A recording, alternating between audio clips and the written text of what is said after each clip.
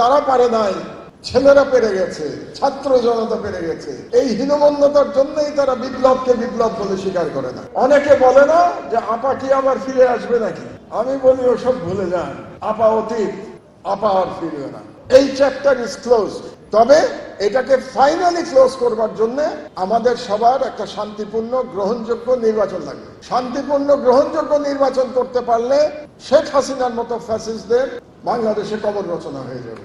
আর 3 মাসের মধ্যে দেশে একটি নির্বাচন হতে যাচ্ছে বলেই আমরা আশা করছি সবাই। কিন্তু নির্বাচন আমরা কি চাই? আমরা চাই যে নির্বাচন অবশ্যই ফ্রি অ্যান্ড ফেয়ার হতে হবে। নির্বাচনে সবাই যেন নির্ভয়ে ভোট দিতে পারেন এবং যে ভোট দেবেন সেই অনুযায়ী যেন বিজয়ীরা নির্বাচিত হন।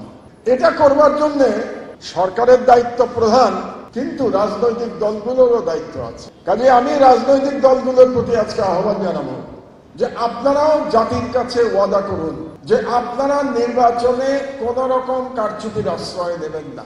কারণ কারচুপি শুধু সরকার করে না, দলগুলোও করে, এটাই বাস্তবতা। কাজেই আপনাদেরকে জনগণের সামনে একটা চার্টার দিতে হবে সব রাজনৈতিক দলকে, যে আমরা একেবারে ফ্রি অ্যান্ড ফেয়ার নির্বাচন করব এবং সেই ফ্রি অ্যান্ড ফেয়ার নির্বাচনে যারা জয়লাভ করবে বা যারা পরাজিত হবেন সবাই সেই নির্বাচনের ফলাফল মেনে নেবেন। কারণ বাংলাদেশ এই একটি নির্বাচনের মাধ্যমে একটি গণতান্ত্রিক শাসন ব্যবস্থায় ফিরে যেতে পারে, যেটা আমাদের সবার প্রত্যাশা।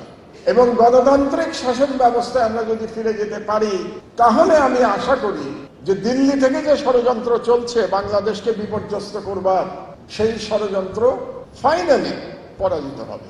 কারণ দিল্লি চাইবে না বাংলাদেশে একটা শান্তিপূর্ণ এবং গ্রহণযোগ্য নির্বাচন হোক। কারণ শান্তিপূর্ণ গ্রহণযোগ্য নির্বাচন হয়ে গেলে আর ঘোলা পানিতে মাছ শিকার করার সুযোগটা আর থাকবে না, যেই সুযোগের চেষ্টা তারা প্রতিদিন করে যাচ্ছে। কাজে এখানে আমাদেরকে ঐক্যবদ্ধভাবে আমাদেরকে কাজ করতে হবে। আমরা যারা নাগরিক সমাজের প্রতিনিধি, রাজনৈতিক নেতৃবৃন্দ, কর্মী এবং সরকার, সবাইকে যদি আমরা একসাথে কাজ করতে পারি তাহলেই আমরা একটি নির্বাচিত সরকারের অধীনে আবার বাংলাদেশকে দেখতে পাবো ইনশাআল্লাহ। রাজনৈতিক দলের প্রয়োজন হয় না। আবু সাইদ, আনাস, মুগ্ধ, নাফিস, ওয়াসিম, তারা প্রত্যেকে বিপ্লবের এক একজন নেতা এবং সেই বিপ্লবীদের ফলে বাংলাদেশে আবার আমরা মুক্ত পরিবেশে আসতে পেরেছি। জনগণের অধিকার ফিরে এসছে, বাংলাদেশের লুণ্ঠিত সার্বভৌমত্ব আবার পুনরুদ্ধার করা গেছে। কারণ শেখ হাসিনা দিল্লির সহায়তায় বাংলাদেশের সার্বভৌমত্ব লুণ্ঠন করে নিয়েছিলেন, তার প্রভুদের পায়ে বাংলাদেশের সার্বভৌমত্ব অর্পণ করেছিলেন। আমাদের আনাসরা সেই সার্বভৌমত্ব আবার ফিরিয়ে দিয়েছে।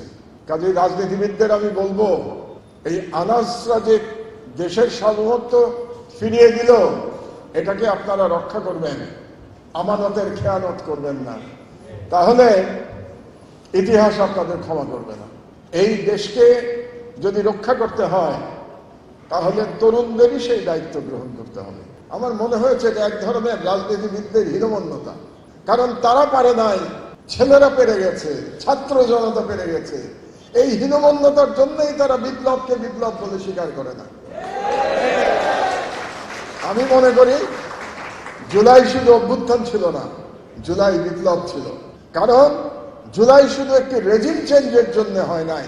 একটি রেজিম চেঞ্জের জন্য শুধু আনাস জীবন দেয় নাই, আনাস জীবন দিয়েছে আজকের তরুণদের ভাষায় নতুন বন্দোবস্তের জন্য জীবন দিয়েছে আনাস।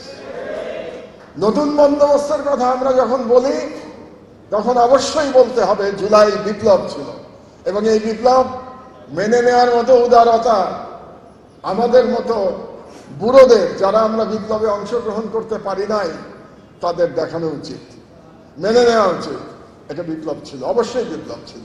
দুর্ভাগ্যজনক হলো যে সরকার জুলাইয়ের ফসল, সেই সরকারও বুঝতে পারলো না যে এটা বিপ্লব ছিল।